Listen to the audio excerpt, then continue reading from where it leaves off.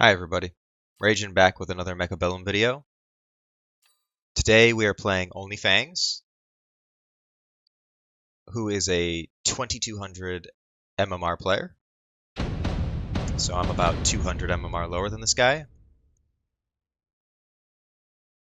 And I am playing Typhoon Specialist and he's playing Farseer, so we'll both have some free units on round 3. Personally, I think that the Typhoon Specialist is a little bit better. I've only played it a few times. I have played Farseer quite a few times, but I feel like Farseer drops off where Typhoon stays pretty relevant throughout the game. So for that reason, I do prefer the Typhoon. It also has shields, which I think are an invaluable resource in this game. And so I'm starting with Sledgehammers and Fangs, and he is starting with Stormcallers and Crawlers, and is getting more Crawlers, and is very symmetrical, solid board. And putting his Stormcallers here, 2 up and 2 over. That's the same thing I do with my Stormcallers. That's a nice way to play it on the outsides, because if I do push on one side, at least you have the other side of Stormcallers to make up for it. And then I get some more Crawlers. So Sledgehammers are really good at actually getting in close to Stormcallers. They're kind of good at chaff clear. Mech Rage just makes them much better at chaff clear, but for the purposes of round 1, they can clear Crawlers and get Stormcallers pretty well. So for that reason, I opt to go on the line. And we're going to take the tower, clean up the chaff, and take the Stormcallers. So round 1 will go to us. Oops. Yep. Nice. Take a little sip of coffee. Oh, it's a little buggy. So he took Marksman. Level 2 Marksman. And looking at his board, I opt to go Fire Badgers, because Fire Badgers burn all the Crawlers, and they're kind of tanky, they're kind of fast, so they can get it on Stormcallers. Their community sort of calls them better Sledgehammers, and I tend to agree with that. So I'll probably start to sell out of these Sledgehammers at some point. And yeah, I also get Wasps on round 2. I know that he's getting Farseer next round, so I can, in theory, depending on where I put these Wasps, I can sort of maybe bait him into putting the Farseer in a specific spot. But this flank that I'm doing here with the Fire Badgers, he's probably just going to put the Farseer here. So I put the Wasps up here. And basically, as long as we can kill the Fangs and the Marksman, we win the round. So this is sort of a tempo play. I'm using the Wasps for that reason. Fire Badgers are doing extremely well at clearing the late arriving chaff, which was the plan there. Pull all the Crawlers over so that the Fire Badgers will nuke them. And the Sledgehammers get into the tower again. The Wasps are cleaning up the Crawlers that made it through. And so round 2 will go to us. Again. Nice. Okay, so we both get our free units. And we both take Underground Threat.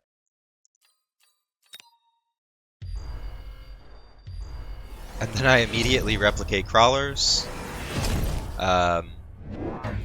to continue my tempo. So I have good tempo off the last couple rounds, and so I'm gonna add a tech here so that my Crawlers will replicate off his Crawlers here, and he is going to put his Underground Threat here, which makes sense because I had Wasps here, but I actually just sold them. With the Farseer, it's just going to chew through Wasps, so I don't need them anymore. They did pretty well for what I needed them to do. I get another pair of Typhoons and add to my push here, and then I get some crawlers to defend this side because I had wasps here, so I'm betting if he gets underground, he won't put it here. He'll put it here, so that's exactly what he does, so that's why I add crawlers here. So now I will replicate off these crawlers, and I will replicate off of these crawlers and these new fangs that he just added. He just added those fangs to counter the wasps that were here. But now I'll get even more crawlers, which is great.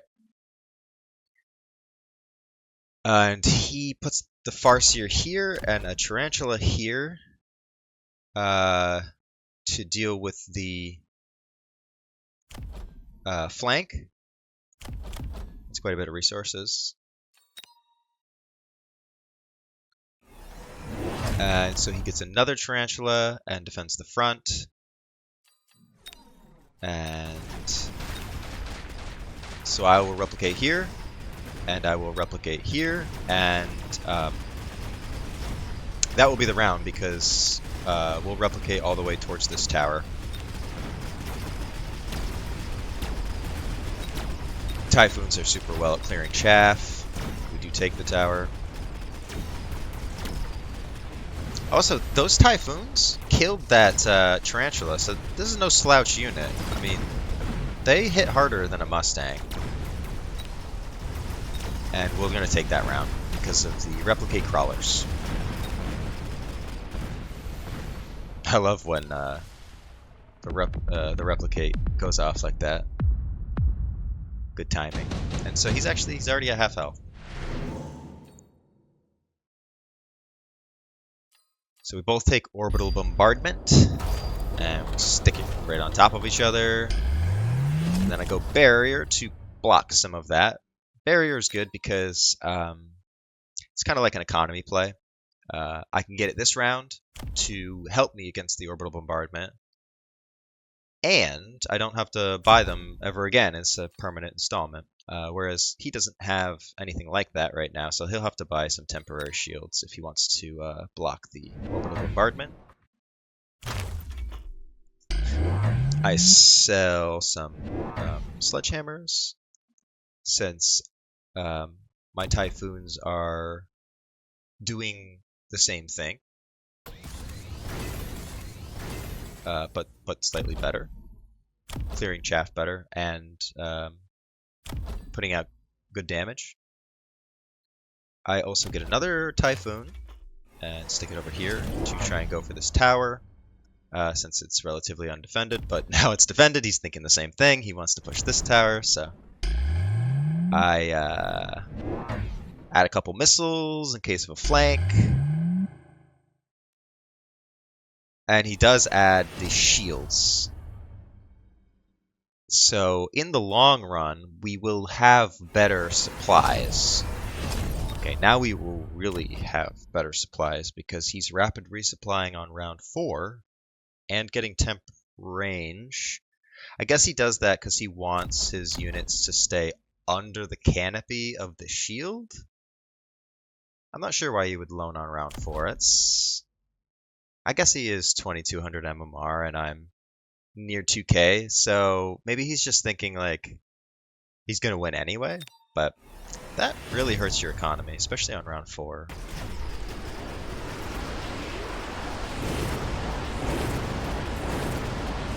So his shields are bigger than mine, and for that reason he will win the Orbital Bombardment. I'm also stuck on these tarantulas, and these crawlers are coming in. I noticed this. I noticed that they were stuck on these tarantulas, and it allowed the chaff to stay alive the entire time. So he wins that round with a spell.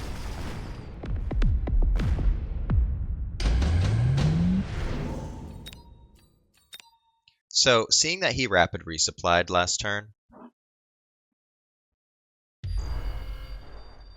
I know that I have a money advantage. So I'm really considering my options here.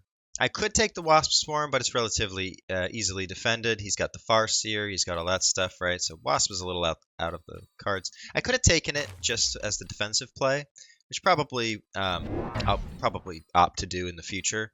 But in this case,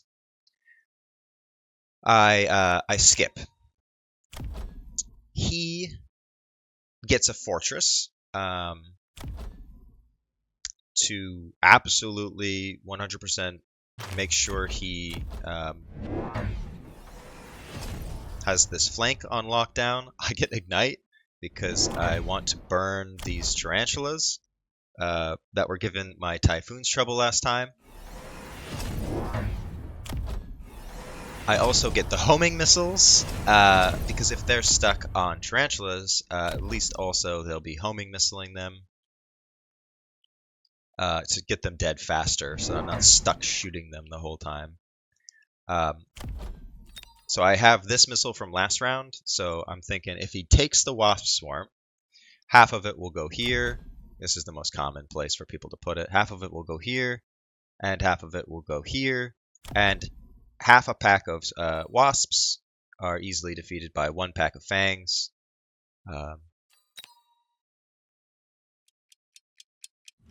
But as the cards would have it, all of the wasps decide to go this way. This one is perfect. It takes out my missile. These will take out my fangs and take my tower. So that will be how the round goes. Looking over here, we can see that the tarantulas are dying. So this time I'm able to be shooting the chaff and killing the tarantulas. So my plan worked there with Ignite and with the homing missiles. We're actually, you know, killing the tarantulas now instead of getting stuck on them. And I believe I also sold my other pack of sledgehammers because the fire badgers are now doing the work that they were doing, if not more. And the round will go to him. Well, yeah, look how good that was. I don't know if you just saw that, but Typhoons, their missiles shoot 180 meters. So they really make up for the short distance that the Typhoons have. I like the homing missiles. Alright, so that's 2 big rounds for him. Now having a fortress, it's a lot of health. Down to 1700, he's at 2k, so it's about even here. He takes the big scorpion. Oh, actually didn't even know he took that. So he sold that. He probably should have kept it, because I take steel balls here. Steel balls to kill the fortress that I noticed, and he gets more fortresses. I get energy absorption on the steel balls because I want them to survive against the fortress that I saw that he just leveled. So this fortress at level 2 will be doing 14.2 thousand damage. These steel balls have 19.2 thousand health, and so the reason I get energy absorption is because even if I'm getting shot by a, obviously there's more fortresses now, but even if I'm getting shot by a big fortress, I should be able to tank at least one shot, enough to continue to out-heal the fortress. Energy absorption, especially on a high-level ball, is very strong. And I have like a nice, really like quick pushing composition here. So all this gets in and distracts, and then the balls come in and suck the life out of all the high HP units up there. So he has really, really tanky things here. And I actually just have a bunch of medium units. So I really like these when the medium unit compositions do well, and I don't need any giants. So like these steel balls really make it so I don't need any giants. So I get some speed so that I can get in here faster. I get attack enhancement, defense enhancement, a couple more fire badgers, and some crawlers. He gets the barrier fortresses. And he is loaning again. So I am outscaling him economy-wise. Oh, and look at these steel balls doing so well. Healing off the shields. Healing off the fortress. Look at this guy. He was almost dead. Not anymore. Same with this guy. Out healing the shots. Love that. There's that steel ball. Alright, we take the tower, and so this round will go to us.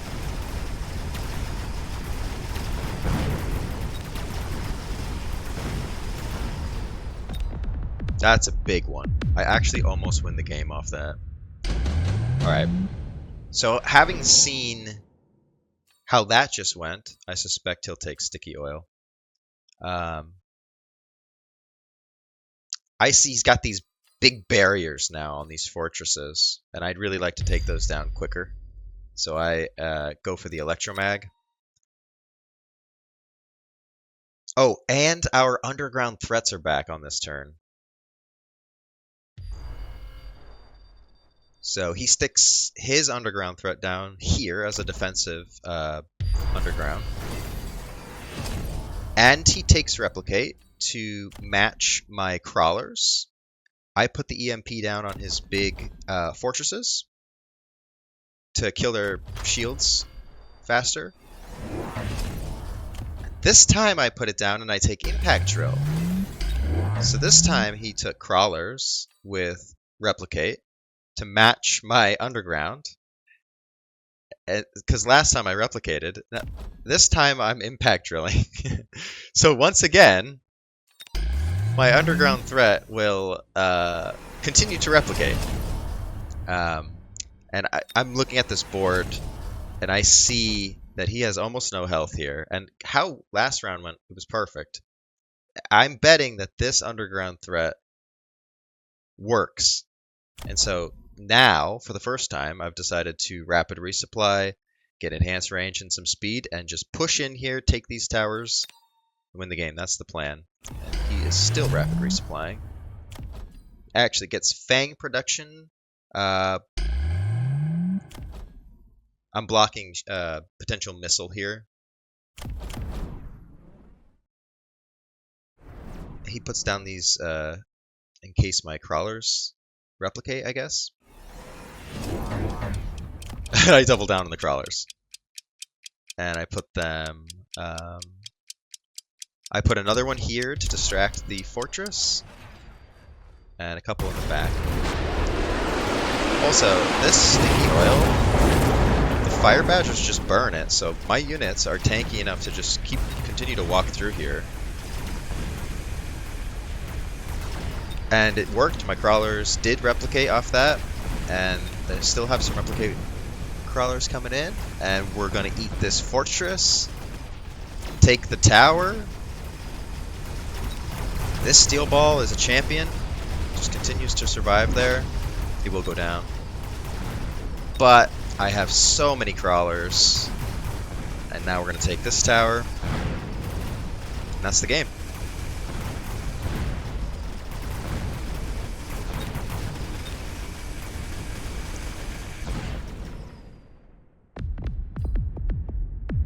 So, Typhoon Specialist versus Farseer Specialist. Ends in a big victory. I think this is the highest, no doubt, this is the highest MMR I've ever beaten. No joke, this is no slouch player.